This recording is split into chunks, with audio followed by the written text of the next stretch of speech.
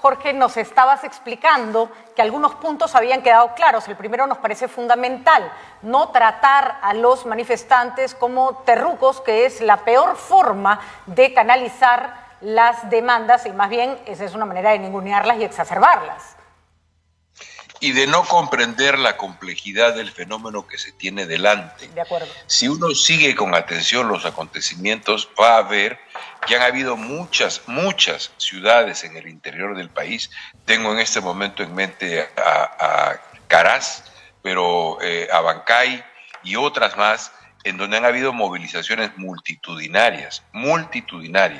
De modo que no estamos ante un fenómeno simple o que pueda ser resumido en la palabra terrucos. A mí me alegró la noche de ayer escuchar al ministro del Interior comenzar a analizar las distintas partes del movimiento y distinguir lo que es protesta legítima de lo que son actos de vandalismo.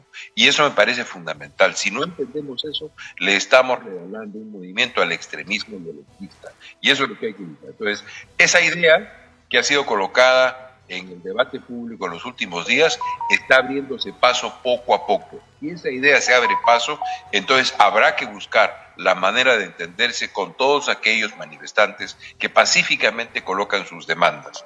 Una segunda idea que está comenzando a abrirse paso también, con menos fuerza todavía, pero que va en esa dirección, espero yo, es que la solución de todo esto es una solución política. Esto no se va a resolver a balazos. Tiene que haber algún nivel de conversación y de entendimiento que nos permita dar salida incluso a las demandas políticas que tiene el movimiento. Porque nadie tiene el derecho de condenar a una persona, a un ciudadano, a decir, tú solo puedes protestar por razones económicas sociales, tú no puedes protestar por razones políticas. No, también puedes protestar por razones políticas, como todos los ciudadanos. Que éstas sean viables o no sean viables, ese es otro asunto, será parte de la conversación, será parte de la discusión.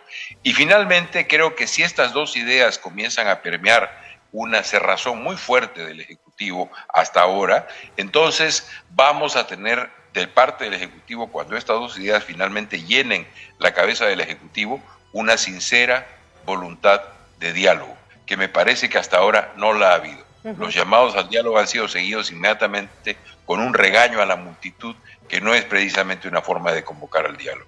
Y no entender el fenómeno es una garantía de que no lo vas a poder resolver. Jorge, y acá hay varios puntos que me parece importante. Por ejemplo, ningunear el pedido de un cambio de constitución. Como bien señala, se puede discutir si es el momento o no, pero claramente la gente tiene derecho a exigir que se cambie lo que no le parece.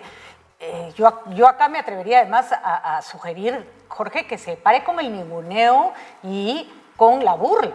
Veo a periodistas que entrevistan a gente por la calle y le dice, ¿qué quiere cambiar de la Constitución? A ver, dígame un artículo. Yo le diría al periodista, a ver, tú dime uno que te gusta, y probablemente se quede igual de callado, ¿no? Hay un ninguneo constante a las demandas de los otros, ¿no? Yo creo que ahí sí hay una suerte de un racismo muy acentrado. Sí, claramente. Lo hemos visto en algunas entrevistas que tú mencionas de periodistas que con una altanería absolutamente enojosa se dirigen a los manifestantes y los increpan y les preguntan y los persiguen, cosas que probablemente ellos mismos no sepan. Pero no solamente eso, hemos visto el modo en que han sido tratados los 193 detenidos en San Marcos. De horror. Eso no se lo hacen a una persona de otro origen social, no se lo hacen, porque simplemente el policía no tiene la seguridad social para pararse frente a una persona de otro origen social de esa manera. Por tanto, aquí tenemos un problema severo. Está apareciendo en nuestros corazones, está apareciendo de una manera brutal la colonia. Y yo veo muchos visitadores a Areche con iPhone último modelo. Eso tiene que ser trabajado fuertemente por el Estado. Recuerdo que cuando yo fui ministro de Cultura, el tema fundamental del Ministerio de Cultura y todas las actividades que se hacían estaban orientadas a abatir toda forma de discriminación, empezando por aquella de origen étnico-cultural.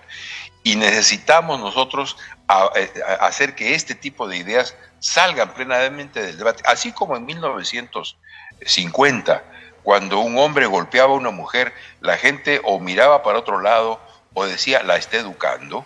Hoy día eso da vergüenza. Bueno, tenemos que lograr que este racismo rampante dé vergüenza y que produzcamos un cambio para que podamos dialogar entre peruanos. Creo que eso es fundamental. Ahora, ¿cómo se inicia un diálogo, Jorge, en estas circunstancias? Particularmente cuando veo, por ejemplo, que después de los muertos de Puno tienes una plaza repleta, pero repleta de gente llorando sus muertos, claramente tienes una situación, como tú describes, de muchas más personas que repudian lo que está ocurriendo, que no tienen nada que ver con movimientos violentistas. El problema es que el discurso de Dina Boluarte solo se ha dirigido a los violentistas como si el resto no existiera. ¿Cómo se logra un acercamiento con ellos? Que claramente es gente que tiene demandas que se pueden atender. Primero, descomponiendo el movimiento en todas sus partes. Hay una multitud movilizada, no solamente en Lima, sino en todas las provincias, en muchas ciudades de provincias, que tienen descontentos históricos. El Perú le debe, el Estado peruano le debe a la sierra peruana, particularmente a la sierra surandina, un gran esfuerzo de inversión pública y privada. Yo he dicho una suerte de plan Marshall, como el que Estados Unidos hizo en Europa después de la Segunda Guerra Mundial para su reconstrucción. Llamémosle como queramos, plan Inca, plan Pachacútec, pero necesitamos un enorme esfuerzo de inversión que empiece por algunos problemas elementales.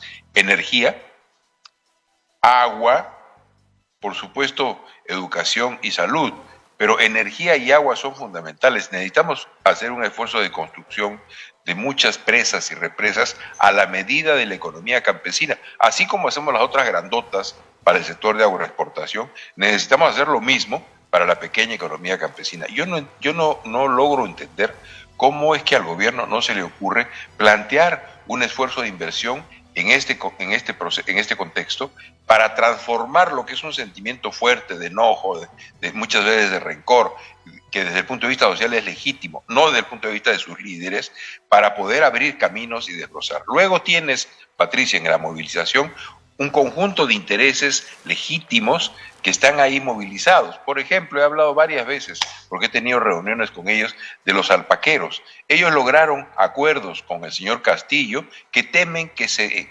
echen para atrás. Entonces, así como ellos, hay 5, 6, 7, 8 grupos que tienen intereses muy precisos y que estoy seguro que en el momento en que el gobierno abra un espacio para poder tratar sus demandas, estarán ahí a la primera, a la segunda o a la tercera. Hace 2 días tenía una entrevista en otro medio de comunicación y decía estas cosas. Y por el WhatsApp me llegaron comunicaciones de 4 o 5 dirigentes agrarios de las zonas complicadas, Arequipa, Puno, Cusco, diciendo, y se puede hacer tal cosa con los ganaderos, y se puede hacer tal otra con los agricultores pequeños, y los yachachis, no sé qué cosas. O sea, hay demandas y hay propuestas y hay escenarios en los cuales se puede comenzar a abrir ese proceso de negociación. Pero eso supone voluntad de diálogo. Si uno tiene voluntad de diálogo, hasta termina construyendo al interlocutor, Patricia. Y muchas veces hay que hacerlo. Así es, de acuerdo, pero por algo se tiene que empezar. ¿Se tiene que ir Dina Boluarte lo antes posible, Jorge? Yo espero que ella pueda abrir el proceso de diálogo y de negociación, pero el tiempo se le agota. El tiempo se le agota y mientras más se cierren en esa actitud represiva, mientras más errores como el que han cometido en San Marcos, detienen 193 personas y liberan 192 porque no tienen ninguna evidencia ni prueba para sostenerlas en prisión. Eso es pues un fracaso desde el punto de vista de la investigación judicial, pero además es un fracaso político, porque no es pues moco de pavo meterse a la Universidad Nacional Mayor de San Marcos y en vez de lograr apaciguar las cosas, lo que logran es que nuevas capas de estudiantes indignados salgan a la protesta y salgan a la movilización. Entonces, mientras sigan en esa política y en esa estrategia de tipo represivo, el tiempo se les hace cada vez más estrecho y más corto. No, entrar a San Marcos ha sido como patear el avispero, ¿no? Porque les han dado una razón a los estudiantes que además saben perfectamente y saben marchar y saben cómo protestar y saben cómo poner en jaque una situación, les han dado no una excusa, una razón poderosa para salir a protestar. Y me parece, Jorge, que hasta ahora ninguna de las acciones que hemos visto ha logrado no solo mitigar la violencia, sino que lo que ha provocado es que se expanda cada vez más, ¿no? Porque está viendo pues esta actitud. Mira en San Marcos. Yo tenía información porque llamé a preguntar a algunos miembros del Consejo Universitario. Ni la rectora ni el Consejo Universitario pidieron la intervención. Lo dije en la entrevista que di en El Comercio. No pidieron la intervención. El primer ministro salió a decir que sí habían pedido la intervención. Y luego el comunicado de la Asamblea Universitaria dice que no pidieron la intervención. O sea, hasta aliados pierden, pues, porque desarrollan una política absolutamente equivocada. Y, Patricia, San Marcos es San Marcos. Así es, así es. Así es, así que es demasiado simbólico lo que ocurrió. No más grave que entrar a otros lugares, pero sí más simbólico. Y por lo tanto su poder de repercusión es más alto también. Jorge, gracias por haber estado con nosotros. Esperamos que se tomen algunas medidas en el sentido en que las estás planteando, porque si no, como bien señalas a la señora Boluarte, se le acaba el tiempo y a nosotros también. Porque mientras más se deje avanzar este descontento, más difícil va a ser volver atrás. Y ojalá que no tengamos más muertes que lamentar. No, escucho a alguna gente decir, hay que ser fuerte, hay que ser duro, si tienen que morir, que mueran.